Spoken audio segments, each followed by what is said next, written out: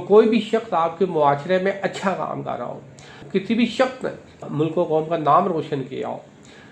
लेकिन अगर वो सियासी हरीफ नहीं है तो तब तक अच्छा है। लेकिन जैसे ही ऐसा शख्स सियासी हरीफ बन जाता है तो फिर उसके अच्छे कामों को भी बुरा कहा जाता है, तो फिर इसकी कामयाबियों को एक प्रोपागेंडा का नाम दे दिया जाता है। बिस्मिल्लाहिर्रहमानिर्रहीम, अस्सलाम वालेकुम। उम्मीद करता हूँ अल्लाह के फजलो करम से आप सब खैरियत में होंगे। किसी भी मुल्क का जो सियासी निज़ाम होता है,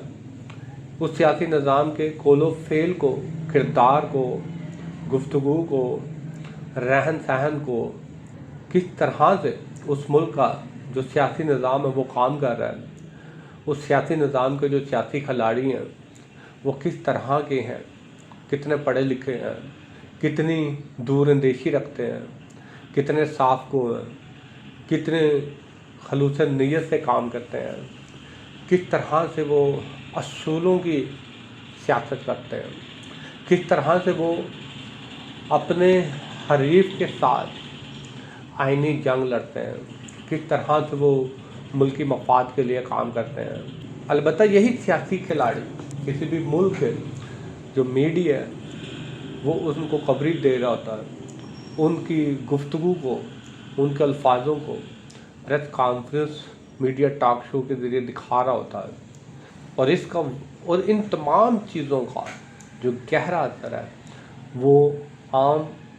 शहरियों पर लाजमी पड़ता है। आम शहरी इन तमाम चीज़ों का तासुर जो है वो ज़रूर ले रहा होता है। इस तरीके से आजकल पाकिस्तान में सियासी इंतशार फैला हुआ है, जिस तरीके से सियासी अदम इस्तेकाम है, और इस सियासी इंतशार और सियासी अदम इस्तेकाम की जो वजूहात है वो पाकिस्तान की सियासी जमातें ही हैं। इन सियासी जमातों के सियासी खिलाड़ी किस तरह की सियासत करते हैं, किस तरह के दाव पेज इस्तेमाल करते हैं, किस तरीके के हरबे लगाते हैं, इनकी गुफ्तगू कैसे है, तोहमत, बहतान, इल्ज़ाम, झूठ,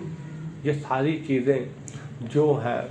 इनके सामने शर्मिंदा है, सर झुकाए हुए हैं। जिस तरह से नहायत मकारी से नहायत मनफी हरबे इस्तेमाल करके इन तमाम चीज़ों को सच का लबादा पहना कर अवाम के सामने पेश करते हैं, इन्हीं हुनरमंदी की वजह से ये पाकिस्तानी सियासी निज़ाम गेस है। क्योंकि इस सियासी निज़ाम को ऐसे खिलाड़ियों की ज़रूरत है जो बोलना जानते हो, जो कुछ मर्जी बोलें, जिन मर्जी लफ्ज़ों का इस्तेमाल करें, लेकिन अपने हरीफ को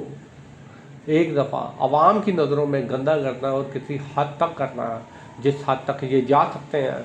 चाहे वो अगला हरीफ जो है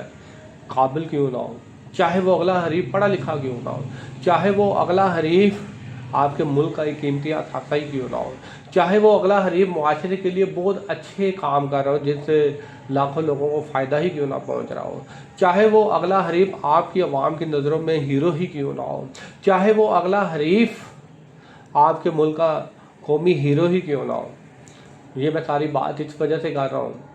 अगर आपके मुल्क में कोई शख्स कौमी हीरो हो, उसकी ज़िंदगी की जद्दोजहद पूरी आवाम के सामने हो, सीवी कामयाबी से भरी हो, बल्कि ये कह लें मुख्तलिफ ग्रेड की किताबों में उसकी तस्वीर के साथ छोटे छोटे टॉपिक हो, बच्चों को कौमी हीरो के बारे में तालीम दी जाती हो,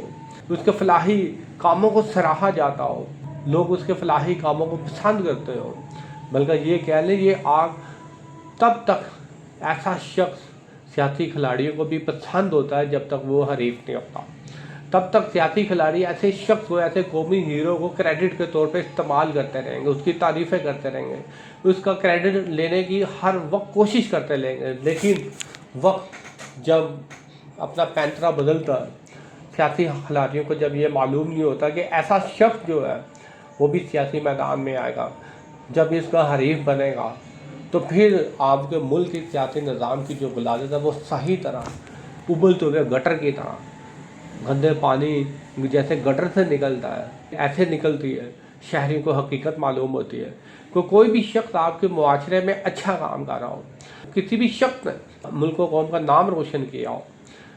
लेकिन अगर वो सियासी हरीफ नहीं है तो तब तक अच्छा है। लेकिन जैसे ही ऐसा शख्स सियासी हरीफ बन जाता है तो फिर उसके अच्छे कामों को भी बुरा कहा जाता है, तो फिर इसकी कामयाबियों को